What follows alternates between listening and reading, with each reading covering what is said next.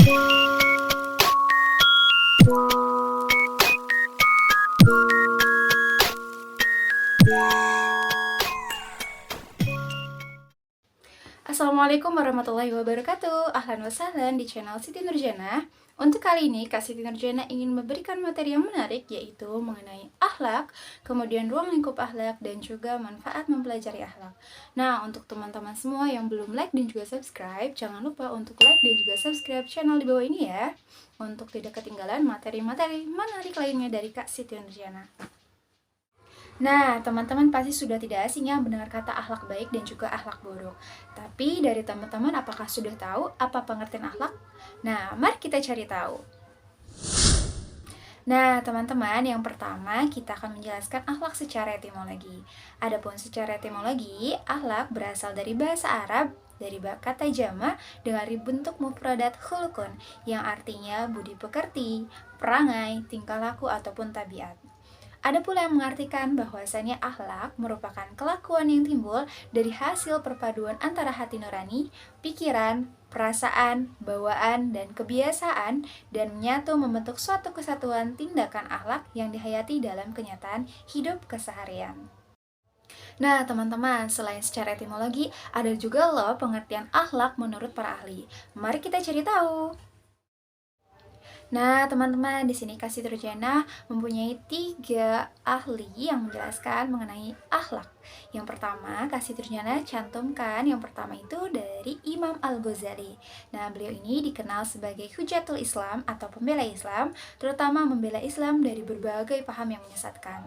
Nah, beliau mengatakan secara lebih luas arti dari akhlak, yaitu sifat yang tertanam dan jiwa yang menimbulkan macam-macam perbuatan dengan gampang dan mudah tanpa memerlukan pemikiran dan pertimbangan.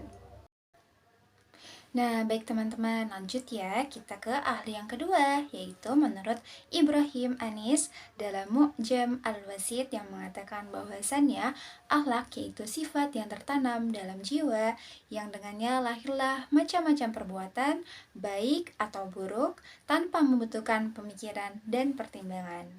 Adapun yang ketiga, yaitu menurut Ibnu Maskawi, di mana beliau adalah seorang yang ahli dalam bidang akhlak terkemuka dan terdahulu yang mengatakan bahwasannya akhlak ialah sifat yang tertanam dalam jiwa yang mendorongnya untuk melakukan perbuatan tanpa memerlukan pemikiran dan juga pertimbangan. Nah, itu dia teman-teman, 3 ahli yang Kak Siti Nurjana jelaskan. Nah, jadi kesamaan pendapat dari Ibnu Maskawi dan juga Imam Al-Ghazali serta Ibrahim Anis ini, yaitu akhlak itu timbul dari dalam hati seseorang tanpa memerlukan pemikiran dan juga pertimbangan yang lebih dalam sebelum berperilaku. Adapun berdasarkan arti, akhlak yang berupa perbuatan seseorang seperti kesamaan yang disebutkan tadi oleh Imam Al-Ghazali dengan Ibrahim Anis, karena mereka berdua sama-sama menitik beratkan kepada perbuatan entah itu baik maupun buruk. Itulah kesamaan pendapat di para ahli tersebut. Nah, teman-teman, sekarang Kak Siti Nurjana mau jelaskan mengenai ruang lingkup ilmu akhlak. Nah, ruang lingkup ilmu akhlak ini tuh sangatlah luas karena menjangkau seluruh tingkah laku manusia, mulai dari sikap, perkataan, dan juga suara hati. Sedangkan ruang lingkup akhlak itu meliputi yang pertama, Kak Siti Nurjana cantumkan akhlak manusia terhadap Allah Subhanahu wa Ta'ala. Adapun yang kedua yaitu akhlak manusia terhadap manusia. Dan yang ketiga adapun akhlak manusia terhadap alam. Nah, teman-teman, kita langsung ya masuk pada ruang lingkup ilmu akhlak yang pertama, yaitu akhlak manusia terhadap Allah Subhanahu wa Ta'ala.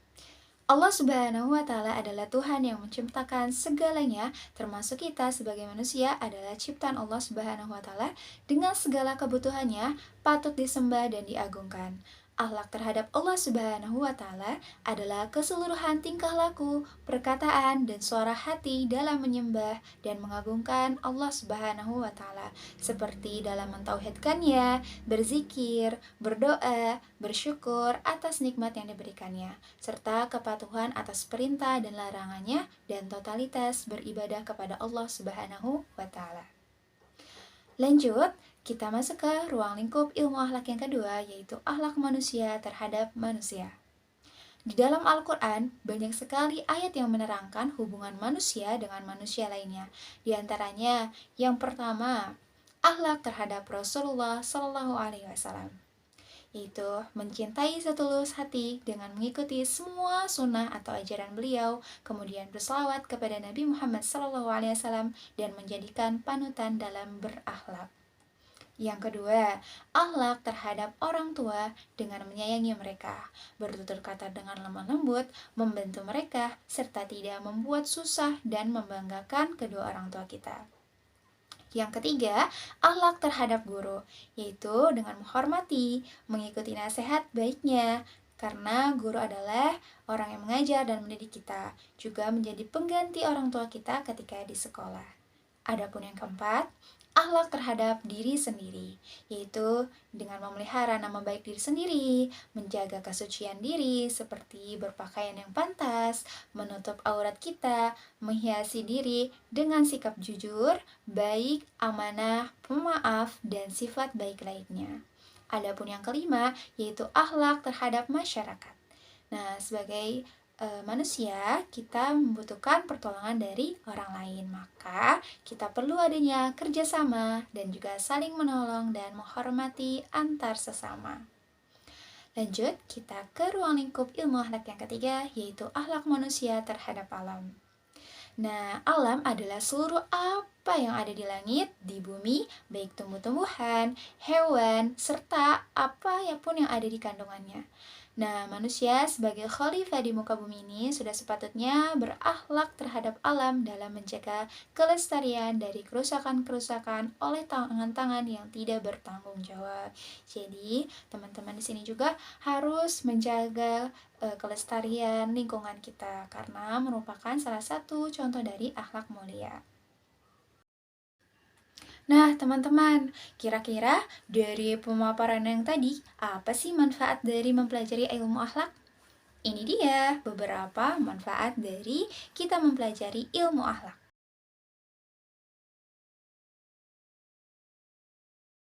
Yang pertama, dapat menetapkan sebagian perbuatan lainnya sebagai yang baik dan sebagian perbuatan lainnya sebagai yang buruk. Jadi, teman-teman di sini bisa membedakan ya, mana kriteria perbuatan yang baik dan juga perbuatan yang buruk. Nah, adapun yang kedua, yaitu untuk membersihkan kalbu atau hati kita dari kotoran-kotoran hawa nafsu dan amarah sehingga hati menjadi lebih suci dan juga bersih. Dan teman-teman di sini akan menghindari perbuatan dosa dan juga maksiat. Adapun yang ketiga, dengan mengetahui yang baik, kita akan terdorong untuk melakukan perbuatan yang baik tersebut karena kita tahu bahwasanya dengan melakukan perbuatan baik kita mendapatkan manfaat serta keuntungan darinya. Sedangkan dengan mengetahui yang buruk, kita dapat menjauhkan diri dari hal-hal yang tidak bermanfaat untuk kita dan justru nantinya akan menjatuhkan kita kepada perbuatan dosa. Nah, itulah dia beberapa manfaat dari teman-teman untuk mempelajari ilmu akhlak.